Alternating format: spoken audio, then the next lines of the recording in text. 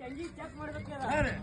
ಯಾಕಪ್ಪ ಅಂದ್ರ ಈ ಟೆಂಗ್ ಹೊಡೆದ್ಬೇಕ ಒಬ್ಬರು ಏನಂತಾರ ಹೊಡೆದಿ ಟೆಂಗ್ ತನಕ ಹೊಡೆದಾರ ಹೇಳ್ತಾರ ಅದಕ್ಕೆ ನಮ್ಮ ಅಪ್ಪೋ ರಸ್ತೆ ಒಂದ್ ಚೆಕ್ ಮಾಡೋಣ ಅಪ್ಪೋ ರಸ್ತೆನಿ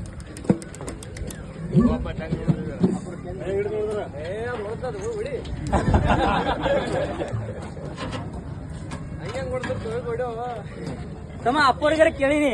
ಹೆಂಗ್ ಹೊರಿಂದಲ್ಲ ಅಂದ್ರ ಜೊತೆ ಹೋಗಿ ಹೊಡಿಯತ್ತಾರ ಅದಕ್ಕೆ ಹಲಿಗೆ ಹೋಗಿ ಹ್ಯಾಂಗ್ ಬರ್ಬೇಕು